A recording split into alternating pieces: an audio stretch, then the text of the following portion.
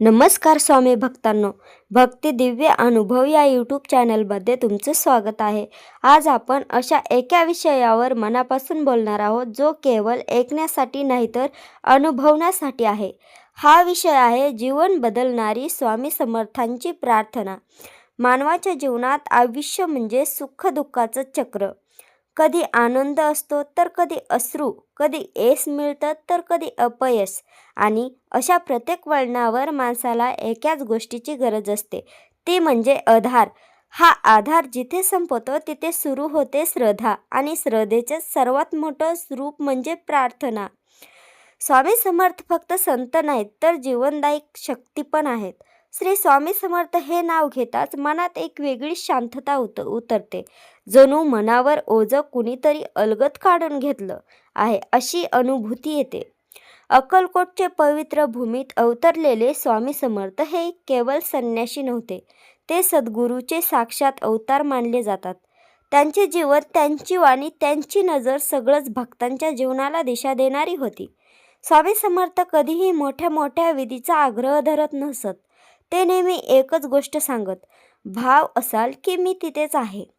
प्रार्थना म्हणजे मागणं नाही, प्रार्थना म्हणजे स्वतःला ईश्वराची चरणी अर्पण करणं. जेव्हा आपण म्हणतो स्वामी मला मार्ग दाखवा, तेव्हा आपण आपली अडचण स्वामींच्या हाती संपवतो.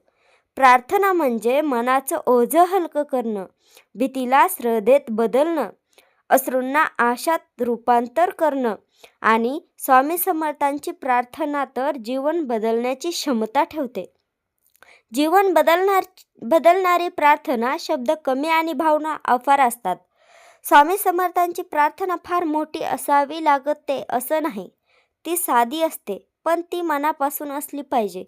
डोळे मिटून मन शांत करून स्वामींच्या रूपात स्मरण करत जर कोणी मनात म्हणलं, श्री स्वामी समर्थ माझ्या जीवनातील आधार दूर करा, मला योग्य दिशा द्या, माझ्या मनाला शांतता द्या, इतकं जरी म्हटलं तरी स्वामी समर्थ ऐकतात. 24 तासात बदल कसा होतो? अनेक जण विचारतात. खरंच 24 तासात काय घडतं का? हो, पण प्रत्येकासाठी वेगळ्या स्वरूपात. 24 तासात चमत्कार म्हणजे लगेच सगळं ठीक होईल असं नाही बरं का. पण मनाची अस्वस्थता बदलते, भीती कमी होते आणि योग्य निर्णय सुचतो. हां, बदल बाहेर दिसण्याआधी आत घडतो, आणि आत बदल झाला की बाहेर आयुष्य आपोआप बदलायला लागतं. संकटात प्रार्थनेचं सामर्थ्य. जेव्हा माणूस अडचणीत असतो तेव्हा सगळे मार्ग बंद वाटतात. नोकरीचा प्रश्न असेल, पैशाची चिंता असेल, घरात तणाव असेल, आजारपण असेल किंवा मन पूर्णपणे खचलेलं असेल. अशा वेळी स्वामी समर्थांची प्रार्थना हृदयात आधार देते. कारण स्वामी म्हणतात, मी तुझ्या संकटात तुझ्यासोबत आहे. श्रद्धा असेल तर उत्तर नक्की द्या भक्तांनो. स्वामी समर्थ कधीच भक्तांना निराश करत नाहीत बरं का. पण त्यांचं उत्तर नेहमी आपल्या अपेक्षाप्रमाणे असलेच असं नाही.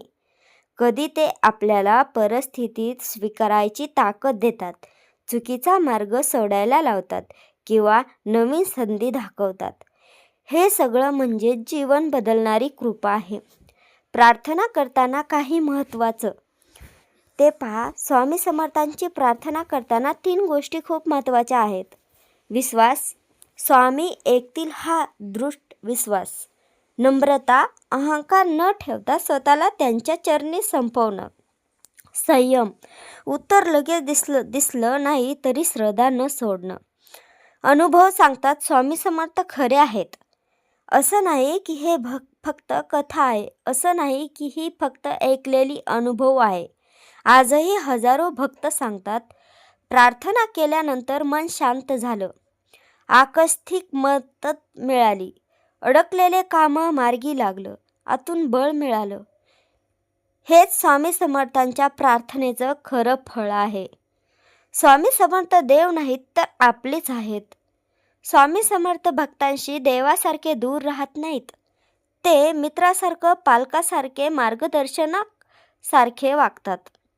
म्हणूनच भक्त मोकळेपणाने म्हणतो, स्वामी मला समजत नाही, पण तुम्ही सांभाळून घ्या.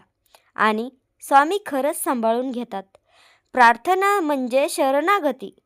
जेव्हा आपण पूर्णपणे शरण जातो तेव्हाच खरी प्रार्थना होते.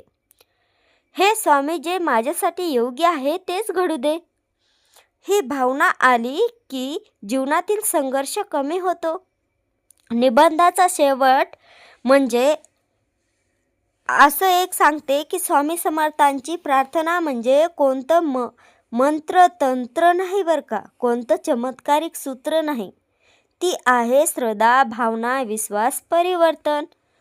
आज जर तुमचं मन अस्वस्थ असेल, आज जर आयुष्य अडचणीत असेल, आज जर उत्तर मिळत नसेल, तर फक्त एकदा मनापासून म्हणा, श्री स्वामी समर्थ, माझा हात धरून मला योग्य मार्गावर घेऊन जा. उत्तर मिळेलच, कदाचित लगेच नाही, कदाचित वेगळ्या रूपात, पण मिळेल नक्की. जय श्री स्वामी.